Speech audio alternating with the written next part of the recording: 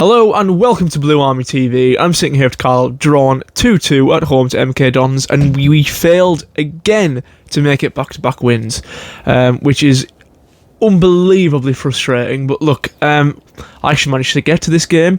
I couldn't get to the last one because of train drama. But look, I hate that I now have a bit of hope, because I told myself I wouldn't get my hopes up. I accepted relegation, and I just that doesn't look like a team that's going down, does it? And I know we see it every so often, and I know every single time we win we get carried away, and I tried not to after the Bromley game, and we didn't even win today, or yesterday I suppose it is now. I had an early start this morning, so I decided it wasn't a good idea to do it right after the match. You know, I didn't get home till about 10:30. But yeah, it was. We played well. I think we probably should have won it at times, but at the same time, I think either team could have took it. I think it looked like two good teams going head to head. I'm so happy for Matthew Dennis as well, by the way. I'm so glad that he's been a success, because people really didn't give him much chance. He came in as a 22-year-old, still 22, as a free agent after getting released by MK Dons after not a very good season in the National League. Whereas now he's come in, he's scoring goals, he's setting them up, and he's playing well, and I think arguably he's one of the first names on the team sheet now. Hopefully he can have that kind of Zanzala effect where, you know, we're completely petering off, and then we sign a player like that, a new striker with a bit of excitement about him, and he kind of picks up the team a bit. You know, if we end up going down, or even if we stay in this division, maybe he's one to look at to extend his contract, because, I mean, I know you're going to be trying to get rid of as many of these players as possible, but it makes you think. The one of the only players I wouldn't mind us keeping is one of the only ones that's on a deal that's expiring at the end of the season. But yeah, look, why do we seem to go through trends of we're really good at attacking but really bad at defending, or we're really good at defending but really bad at attacking? We can't have it both ways. You know, we've had some brilliant defensive performances since Hughes came in. Why is it that now we've started scoring goals we can't defend to save our lives?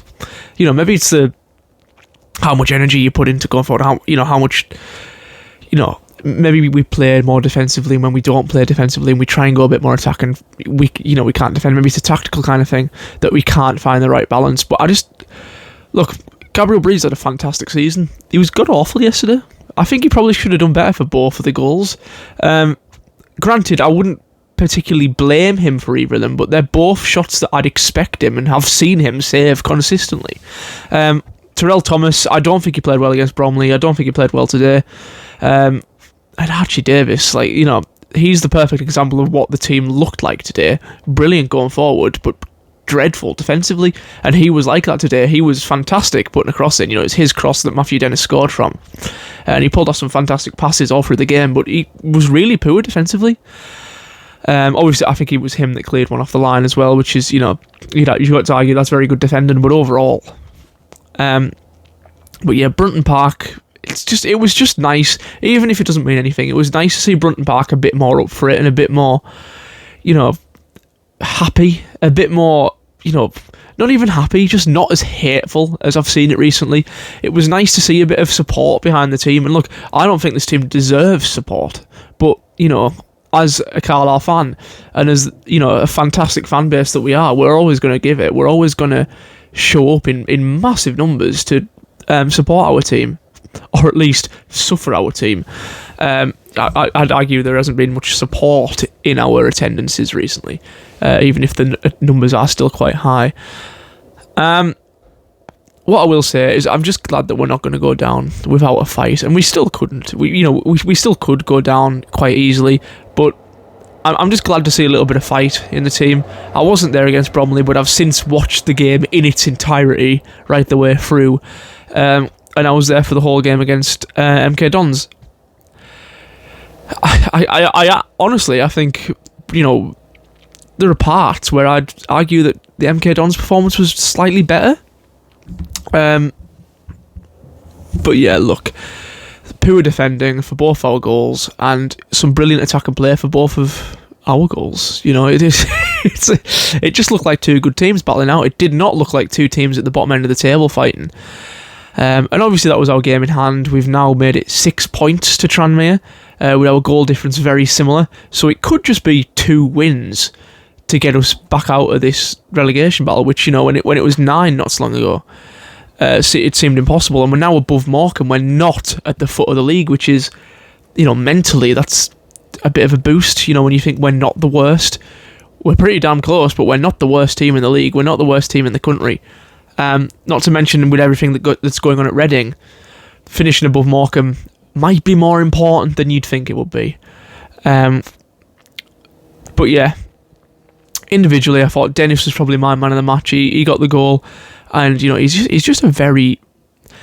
he's such a good presence up there. And I felt with his goal today, it was the kind of goal that we've needed to have scored more of in the last 2 years. That kind of simple cross into the box header goal, or just, you know, that cross shot goal, that kind of simple basic goal that we just never seem to be able to score. And it was it was almost relieving to see one of our players score that, and it's nice to know that we've got a striker that's capable of finishing basic crosses into the box. But yeah, he played well. I think Stephen Wern coming into the team has really changed things, because Embleton wasn't great when he was in the team, and now that he's out of it, I don't think he's getting into it. You know, Stephen Wern had a good game today.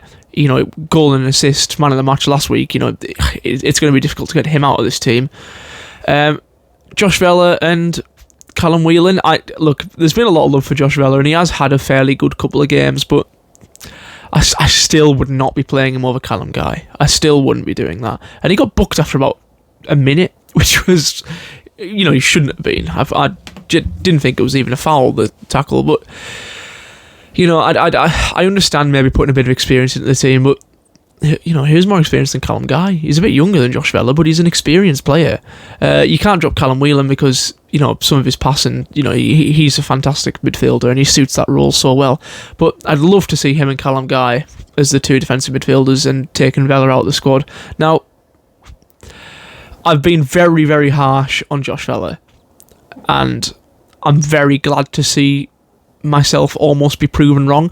But I will say this as well. A couple of good games doesn't undo the consistently poor performances he's put in since we signed him. I still would rather have Callum Guy there, because he's got a track record of being a fantastic midfielder for us when he's fit, and that's why I want to see him back into the team. If Josh Vella keeps playing, which I think he will, he'll probably start the next week. He'll probably go in with the same team because it's working, and I wouldn't argue with that really. But Josh Vella wouldn't be my long-term choice in that role, put it that way, even if he has had a couple of good games. But yeah, let me know what you think in the comments. It's nice to be talking about a bit of positivity. It's nice to be talking about 2 games now where we haven't lost. You know, if you offered me 4 points coming into them 2 games, I'd have took it 1,000,000%. But yeah, let me know what you think in the comments. Please like the video and subscribe to the channel, and in a bit.